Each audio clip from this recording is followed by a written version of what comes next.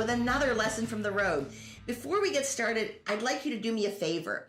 If you like my video, go on and like, subscribe, and share it. It'll really help. Thanks. Now let's get started with today, because I've got a great one to talk about today, and I've got to set the stage.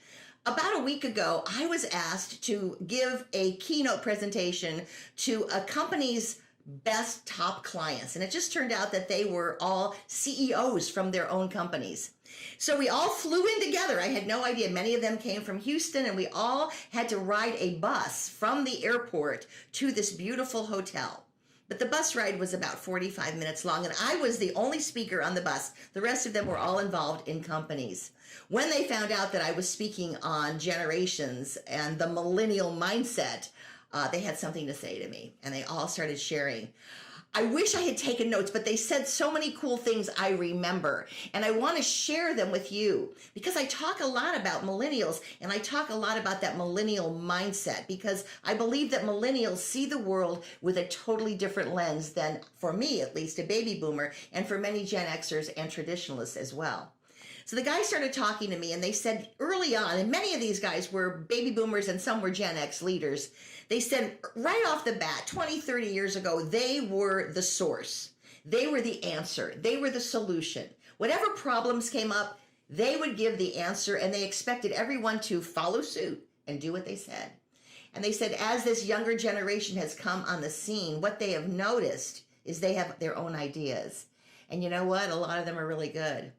And every one of the guys on that bus said to me, I've had to learn how to listen. I've had to learn how to say, man, that's interesting. Tell me more. Why do you think that way? Now, they said they didn't jump on all of the ideas, but what began to happen in the recent last 2 or 3 years is that they began to shift the way they lead. They began to be more of a resource. Some of these ideas were great, but these people had only been there for 2 or 3 years, whereas the CEO and the leaders knew the ropes. They had to be there to help solve the problems by removing some of the obstacles that got in the younger millennial ways. So where do we go with this, right? We've got 2 groups. We have got the experienced group, right? With the wise ideas. They've been there and they've tried things and many things didn't work. And they can even remember when they were young and they came in with new ideas. But they've been there for a while and they kind of know the ropes.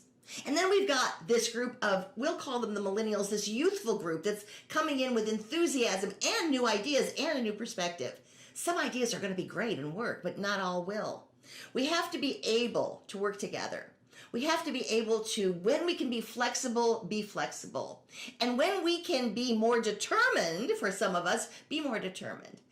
So that together, these two, we can grow a collaborative and inclusive culture where we prosper and we grow. Thanks, everybody. It's Karen McCullough with another lesson from the road.